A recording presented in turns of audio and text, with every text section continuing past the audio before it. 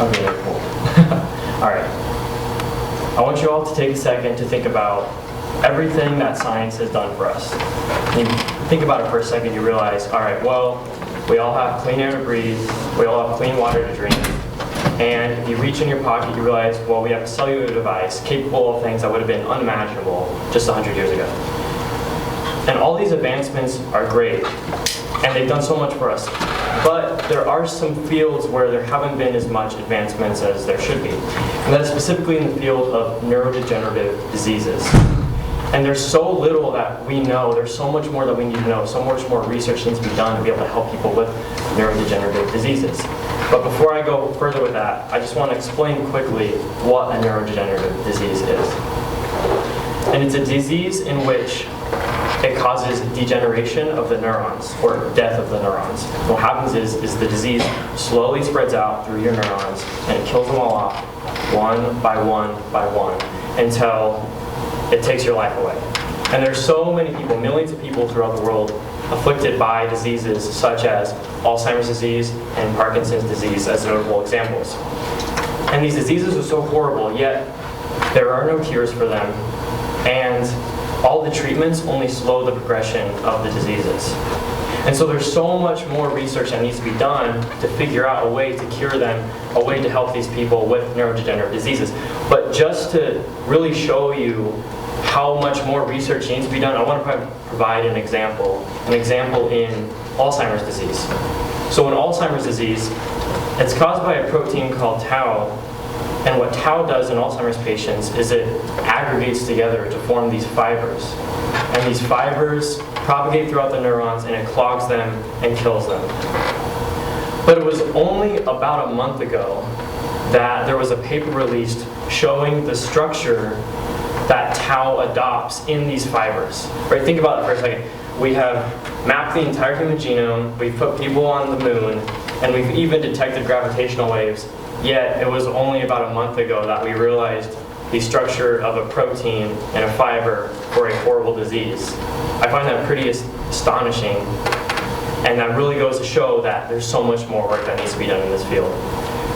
And my project specifically focuses on Alzheimer's disease and tau protein, and in that field, no one really knows how the fibers propagate throughout the brain. But there is a hypothesis to it, and it's called the seeding hypothesis. But before I explain a little bit more about that, I just want to tell you guys in very general terms what seeding is. It's actually common all throughout nature. For example, you can have like a dust particle, and you have water molecules that aggregate around that dust particle, and then eventually the water will be attracted to the dust particle and form a raindrop. So it essentially starts with a base unit, a seed, and then you have a bunch of things that grow off of it to grow into a very large piece of matter. And if we move that back over to the tau and Alzheimer's field and look at seeding in Alzheimer's and tau, what you have is you have your little base scaffold, this little fiber right here, and you can take, what you can do is you can take diseased fiber from the brain of mice, and you can use it as a seed. And when you plant that seed with a bunch of individual tau proteins, right, they're not fibers, they're just individual tau proteins floating in solution, they will be naive, and they'll just be attracted to this diseased fiber piece that you used as a seed. And then it grows along it, and it forms a fiber. And this is where the first question arises in the field of this idea of seeding is, how does this happen? How and why? What is the mechanism behind the seeding? Because nobody knows how it happens. But the story doesn't end there. It goes on. And the next part is if you try to use something else as a seed, such as an artificial fiber that you make in the laboratory, and you do the same thing that you did in the previous process, nothing happens. You don't get any fibers. It doesn't grow, it's just nothing happens. And that's where the next problem is no one knows why this happens either. We want to, this shows that there's something different between the artificial fibers that you use from lab and the fibers that come from the brain of mice. There's something missing between the two, and people don't know what it is. And that's what lays the groundwork for the overarching goals of the project, is to understand the seeding mechanism, how and why it happens, and to understand what is the difference between the brain fibers that allows them to seed and the artificial fibers that does not allow them to seed. And of course, that's a pretty difficult goal to accomplish in the summer, because that's just something that's been bothering the field for 20 years now. So from the summer, my goal was to optimize and look at seeding conditions, what causes or what conditions make things more seeding prone and affect the aggregation. And to be able to look at that, we need a way to quantify the formation of fibers. And there is just a way, and it's called THT fluorescence. And here's how it works. You have your fiber, and then when you add the molecule THT to it, that molecule is attracted to the fiber and binds to it. And when it binds to it, it activates it in such a way that it fluoresces. And once it fluoresces, that's the way to be able to detect the signal.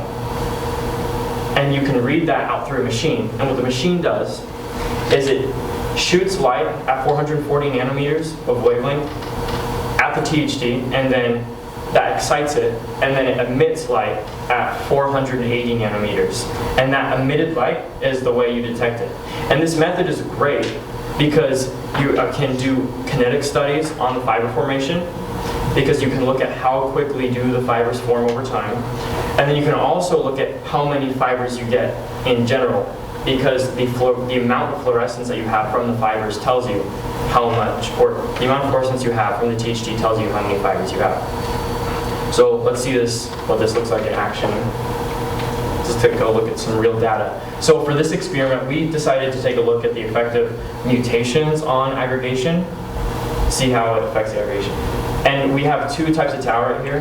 The first one is wild type tau. And all wild type means is it's the natural occurring form of tau that you find from a human brain. Nothing changed, nothing mutated, nothing altered.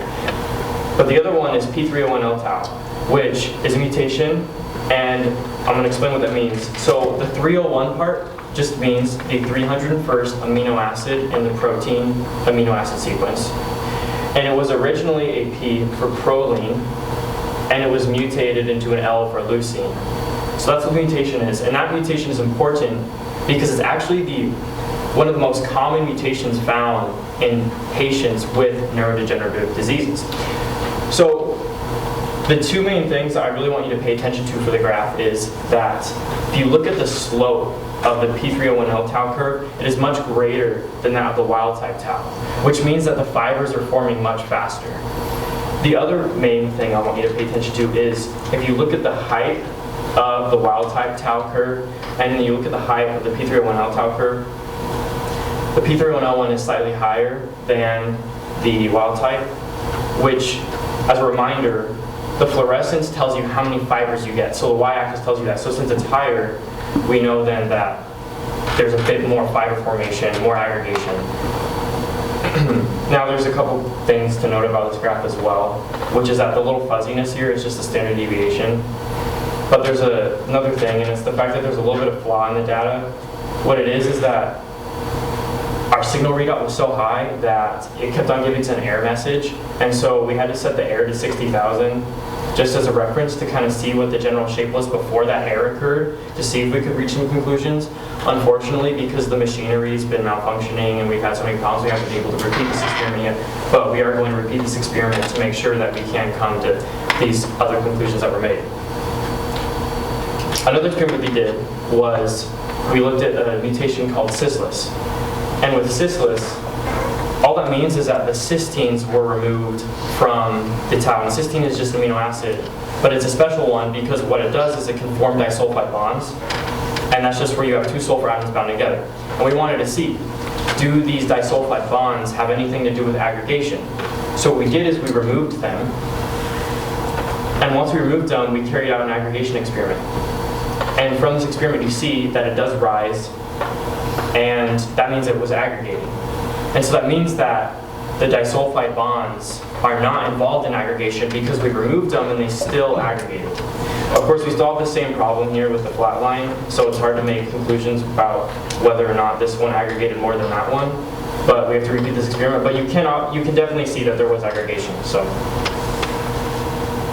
So from the data, the two main things that we need to take back is that P301L mutations do cause more seeding-prone conditions. And then the other thing is that the cis mutations show that disulfide bonds are not involved in aggregation. So for the future, what we're going to be working on is looking at the effect of pH on seeding conditions and aggregation, along with salt concentrations in the buffer. And then the last thing is that we want to see the effect of sonication on seeding, because what sonication is it's where you take very high frequency sound and you can blast it on these fibers, and it'll break the fibers up, and you can use those fibers as seeds.